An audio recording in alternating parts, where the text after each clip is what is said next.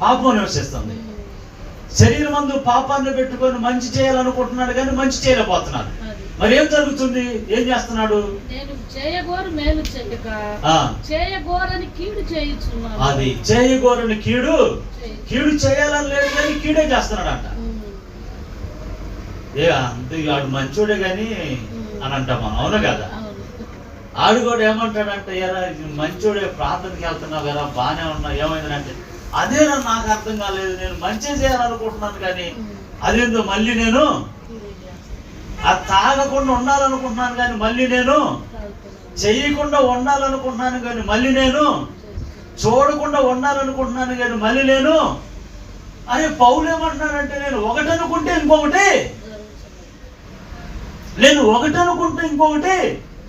ఆయనకైతే ఆశ అయితే ఉందంట, మేలు చేయాలని ఆశ అయితే ఉందంట. ఇంకా చదువుదాం, కొంచెం ముందుకెళ్దాం. నేను కోరని దానిని చేసిన ఎడల దానిని చేయనది. నేను కోరనిది అంటే నా కోరిక వేరుగా ఉంది, మేలు చేయాలని కోరిక ఉంది, కానీ నేను కోరంది ఒకటి జరుగుతుంది. నా శరీరం అందే ఉంది, అది నా వల్లే జరుగుతుంది. దాన్ని అది చేసేది నేను కాదు, పాపం చేస్తుంది. అది నా శరీరం అందు నివసించే పాపం చేస్తా ఉంది.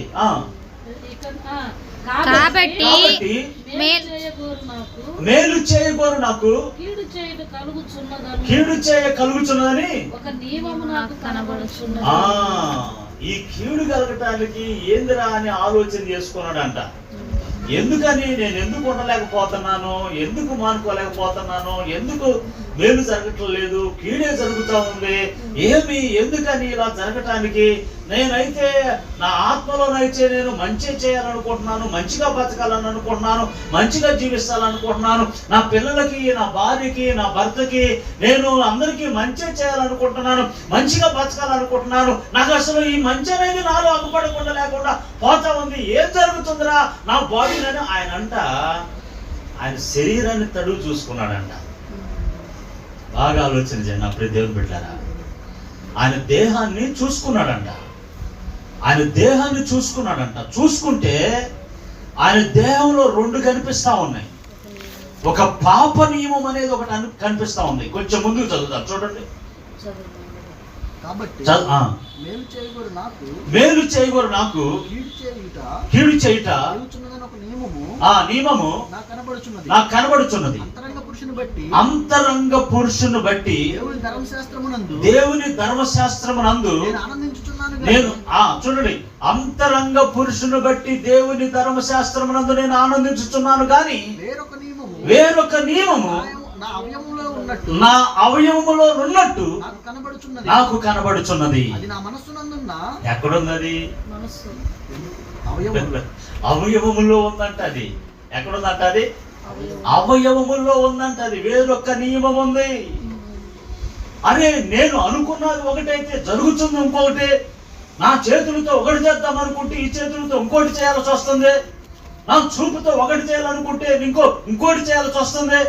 నా నోటితో ఒకటి మాట్లాడాలనుకుంటే అక్కడికి వెళ్ళేసరికి ఒకటి మాట్లాడొచ్చాను. ఇలా జరగడానికి కారణం ఏందని తన దేహాన్ని తడువుకొని పౌలంట చూసుకున్నాడంట.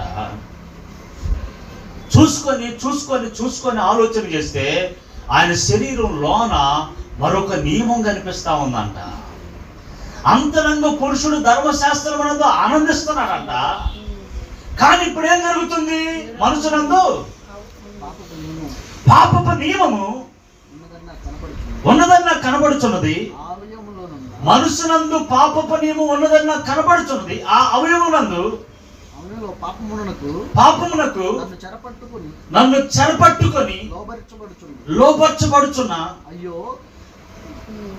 చెరపట్టి లోపరచుకొనుచున్నా. అయ్యో నేనెంత దౌర్భాగ్యుడును. ఇట్టి మరణమునకు లోనగు ఈ శరీరము నుండి నన్ను ఎవడు విడిపించును. చాలు. ఇట్టి మరణమునకు లోనగు ఈ శరీరము నుండి నన్ను ఎవడు విడిపించును? అయ్యో అయ్యో మరొక నియమము నా దేహములో ఉంది.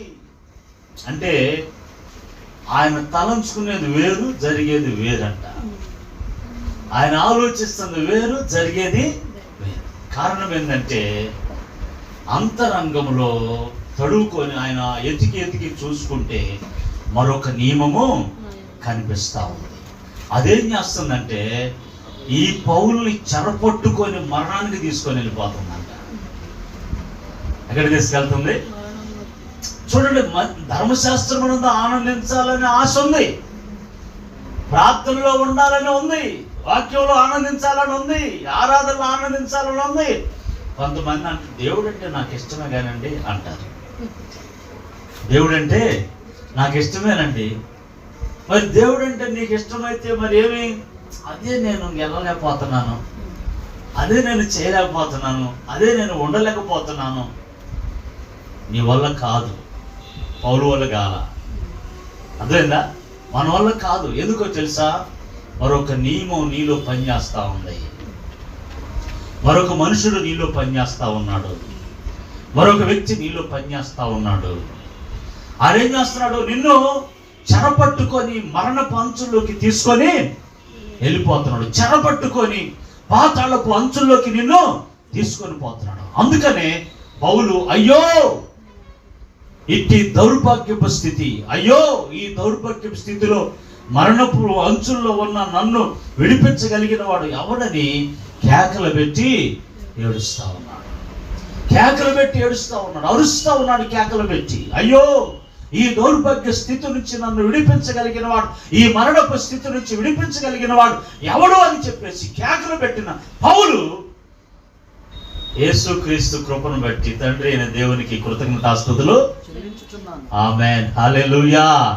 అంటే ఇప్పుడు ఆ పాప నియమం ఏదైతే ఉందో యేసుక్రీస్తు ద్వారా విడుదల కలిగింది, యేసుక్రీస్తు ద్వారా విమోచన కలిగింది, యేసు ప్రభు ద్వారా విడుదల కలిగింది.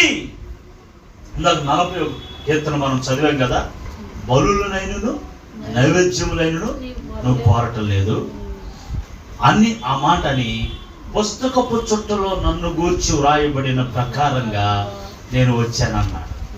అంటే బలులు కోరటలా, నైవేద్యాలు కోరటలా, పుస్తకపు చుట్టలో యేసు ప్రభువుని గురించి ఏమి రాయబడింది, మానవ పాప పరిహారం అందరి కొరకు నువ్వే బలి కావాలి. స్తోత్రం చెప్పండి, హల్లెలూయా. మానవ పాప పరిహారం కొరకు నువ్వే బలి కావాలని యేసు ప్రభు గురించి రాయబడింది. అంటే తండ్రి అయిన దేవుడు యేసయ్య గురించి తలంపులు ఆయన తలంచింది ఏందయ్యా అంటే, ఇక నేను బలులు కోరను, నైవేద్యాలు కోరను, నేను నా కుమారుడు యేసు అనే పేరుతో భూమి మీదకి ఒక ఆత్మను పంపిస్తాను, ఆయనే అందరి కొరకు బలిగా అర్పించబడతాడు. మరి దానికి ఏనేమన్నాడు, నీ చిత్తం చేయటమే నాకు సంతోషం అన్నాడు. స్తోత్రం, హల్లెలూయా. దేవునికి మహిమ, గట్టిగా స్తోత్రం చేద్దాం, హల్లెలూయా. దానికి ఏమన్నాడు, నీ చిత్తము చేయటమే.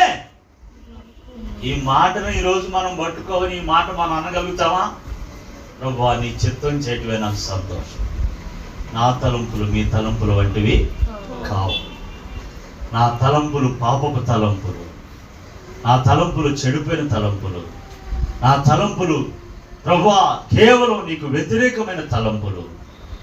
అందుకే ఇట్టి దౌర్భాగ్య స్థితి నుండి నన్ను ఎవరు విడిపిస్తారని చెప్పేసి కేకలు పెట్టి ఏడ్చిన అతనై నీ కుమారుడైన యేసుక్రీస్తు ప్రభు ద్వారా విమోచించి విడుదలిచ్చి ఎఫెసీ 2:1 ప్రకారం ఏలైనగా పాపముల చేత అపరాధముల చేత చచ్చిన మరణను యేసుక్రీస్తు బ్రతికించాడు. హల్లెలూయా, హల్లెలూయా. యేసుక్రీస్తు బ్రతికించాడు. పాప నియమము నుంచి, మరణపు అవస్థ నుంచి చెరపట్టి మరణపు అవస్థలోనికి తీసుకొని పోతున్నాం. పాప నియమం అంట చెరపట్టేస్తుంది. ఏం చేస్తుంది చెప్పండి, చెరపట్టడం అంటే ఏంది, బంధించేయటం, అవును కాదా? చెరసాల్లో ఉండటం అంటే బంధించడం వాళ్ళని. ఇంకా మన స్వేచ్ఛ అనేది ఉండదు. ఇక ఎవరైతే మనల్ని బంధించారో ఆ బంధకంలోకి వెళ్ళిపోతాం మనం, అవునా కదా? ఇక వాళ్ళ స్వాధీనంలో ఉండిపోతాం, ఇక మన స్వేచ్ఛ అనేది ఉండదు. ఎప్పుడైతే సాతాను పాప నియమంతో మనల్ని బంధించేస్తాడో, పాపం ఎప్పుడైతే బంధించేస్తాడో, పాపం ఎప్పుడైతే మనలో ఉంటుందో పాపపు వలలోకి వెళ్ళిపోతాం. అందుకే దావీదు ఒక మాట ఏమన్నాడంటే, ఏ పాపము నన్ను ఏలనీయకము, ఆమె అవునా కదా? ఏ పాపము నన్ను యావనీకము. చాలా మంది ఉండలేకపోతున్నాను భాస్కర్ అంటే అనుకుంటున్నాను కానీ అంటారు.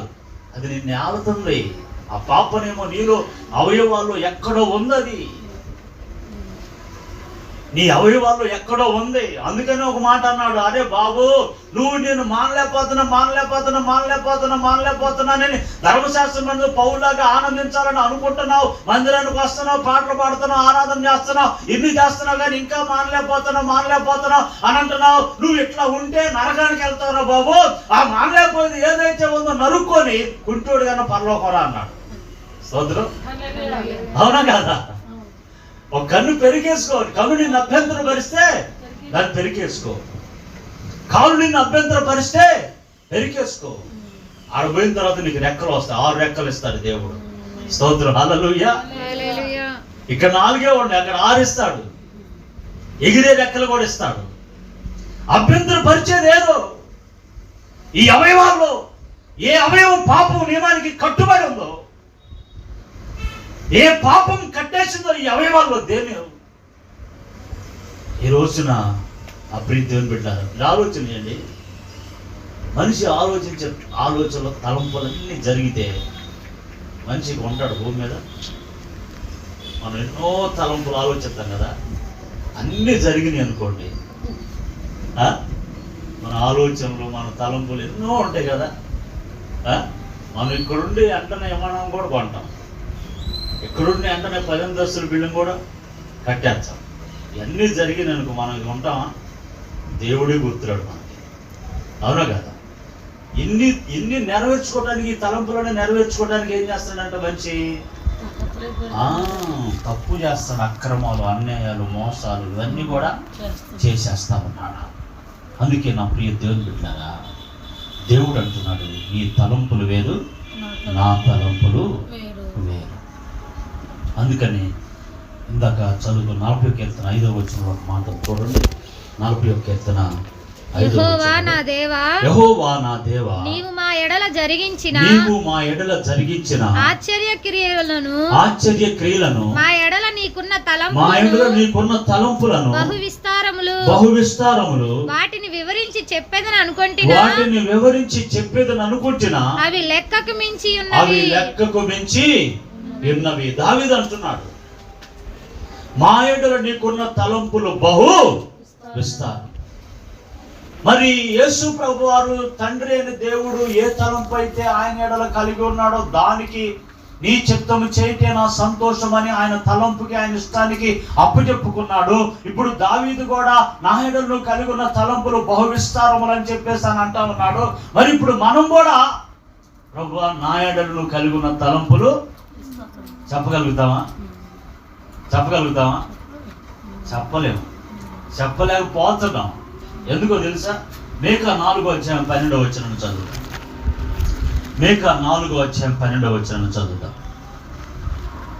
మీకా 4వ అధ్యాయము 12వ వచనం చదువుతాం. 4:12.